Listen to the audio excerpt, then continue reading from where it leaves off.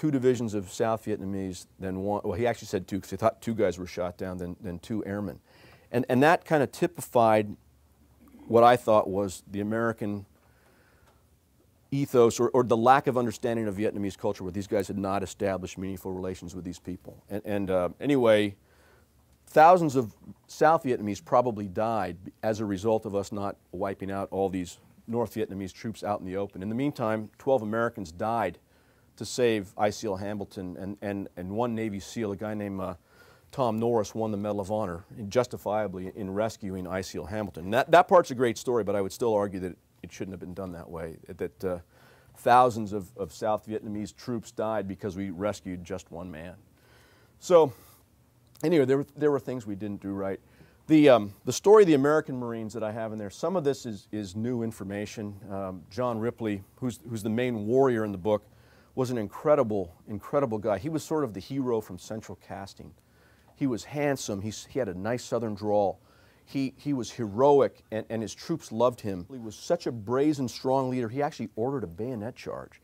The situation was such that they were moving down a trail, and they start taking this machine gun fire, and the lead platoon out front forms up and starts returning fire, and Captain Ripley in the back, supremely confident, tells the guys in front, look, if you can't break this up, I want you guys to, I'm going to do a mortar barrage, and after that I want you to fix bayonets and charge. And they're transmitting this information, and one of my characters in there, a guy named Chuck Goggin, who went on to play professional baseball, and there's a good picture in the book of him and Roberto Clemente, who was also a Marine reservist, I'm told.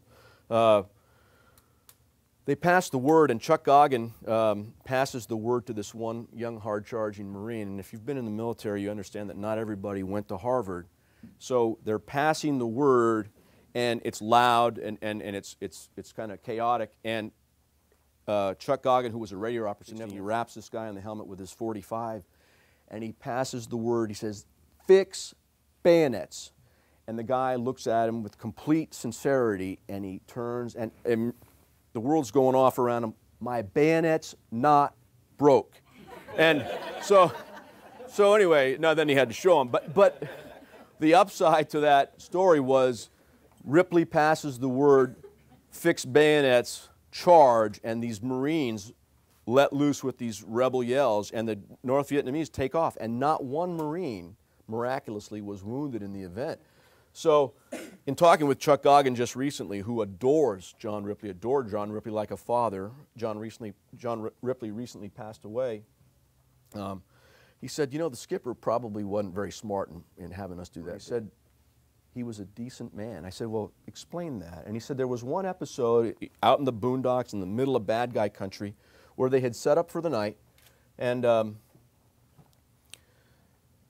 the company had just buried their garbage somewhere and away from their position, but close enough that if somebody found it, they might figure out they were around. Well, there were some pigs in the area, and they were rooting around in this garbage, causing a stir. And of course, that would alert the North Vietnamese that there were Marines here. And several of the Marines thought, you know, we want to kill these pigs. We want to at least drop a few mortar rounds on them. And John Ripley, grizzled warrior, never backed down from a fight with the North Vietnamese, said, no, those pigs belong to somebody else. They belong to a farmer. We don't want to destroy his family's means of livelihood. Find some other way to deal with them. And I thought that was kind of the best description of John Ripley's humanity that I had heard. And I thought it was very exciting. Tour as a company commander, and then he comes to Vietnam the second time, and during this major offensive does something that few men could have accomplished under any kind of circumstances. He himself blows up this bridge at Dong Ha that by itself stops the communist offensive. And I would argue that had Ripley not blown up this bridge, the war might have ended in 1972 instead of 1975. And it's interesting, in my research, I couldn't find too many publications other than what had been written by Marines, any general publications that gave much credence at all to what he had done. And I was a little disappointed about that, but I was thankful that maybe I was one of the guys that will help advance his cause, but because his actions, what he did was physically impossible. And some of us are going back up to the bridge. Some of us here have seen where the bridge is. I mean, what this guy did, one man, in a 4-hour period, he had to crawl 13 times out under this bridge, under fire, carrying his weapon. He was such a hardcore Marine, he refused to take his weapon off, so he's climbing out under this bridge 13 times with all this info, 50 pounds or 40 pounds of demolition each time, under fire, in placing this stuff. And keep in mind, not only was he a physical stud, he had not slept or eaten or rested really for 4 days. So he came to this depleted, and I in my own limited experience, in my best physical fitness, I couldn't have done what he did when I was rested. But this, and he was the only guy that could have done it, actually, because there was nobody in his group of advisors that had the training to do it. Blowing up a bridge is not something you just slap a bunch of demolition on and do it like Hogan's Heroes or anything. I mean, you got to, there is science to it, and Ripley had been Ranger trained. He'd spent time with the British Royal Marines. So it was almost a serendipitous thing that Ripley was the man. We have, well, 2 million people came to America. We probably have 3 million Vietnamese in the United States today. They're among the most patriotic, resourceful citizens we have. And it's not uncommon for these guys to come in one generation, colonels, generals, working as custodians, but their children end up going to UCLA. They go to the best schools, they get into the best professions, and they succeed, and they love this country.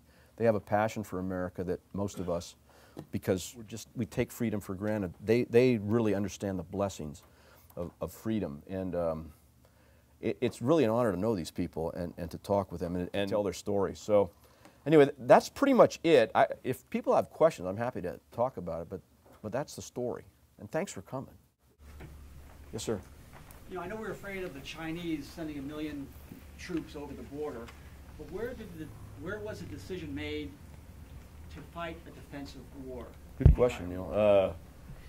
That was a fear that I think a lot of the Joint Chiefs of Staff debunked prior to the war, but the communists exploited that fear. I think some of that rests with President Johnson in terms of his unwillingness to take advice from seasoned counsel. There were a lot of Americans in senior positions that believed we should have taken the war to the north earlier. We fought a strategic defensive war. At this point, it doesn't do any good to try and refight that because it won't change the outcome. But yeah, had we done certain things, I think it would have ended differently, and we probably would not have had the Chinese. I don't believe the Chinese would have come in, but again, it's meaningless to kick that around. And an interesting part in that. Did he ever eventually get acknowledged for what he did? Good question, Dave. On the thanks. affirmative instead Yes, of the negative? absolutely. Jerry Turley was my third American, or my second American. Jerry Turley was the senior Marine advisor during the Easter Offensive, and he stepped into a leadership situation that was, in March of 1972, there were many Americans that thought the war was ending. And Turley had just arrived in Vietnam for his second tour about 2 weeks prior, and he was going up to the battle area, to the demilitarized zone, sort of on a milk run to see his troops and bring the mailbag, meet and greet type thing. And while he's there, while they're having lunch, the offensive begins, and he steps into a situation where the Army officers there kind of melted, and he, as a Marine, this guy Jerry Turley is a very, very strong leader and had a strong sense of what was right. He effectively starts to run the war, or at least coordinating all the fire support, and while he's doing this, he becomes kind of like Job in the Bible. He's not affirmed. He's having to coordinate the war against all these communists, and at the same time, the people in Saigon, opposed to him, are sniping at him. So he really is an unsung hero, but he was vindicated, and tough situation for him. Ripley's story is one of physical courage. Turley's story is one of moral courage, and he demonstrates. And I think if young military officers, I'm hoping young Marine lieutenants will read it. Everyone can relate to Ripley because we all like the toughest athlete type situation or analogy. But the older guys that I've spoken with that are military officers said, you know, I like Turley's story because it really demonstrates that nobody was affirming this guy, and yet he stuck to what he believed. And had he not done that, the battle really would have turned out differently. Thanks for asking that. Anyway, thank you so much for coming, folks. I really appreciate it. Thanks a lot.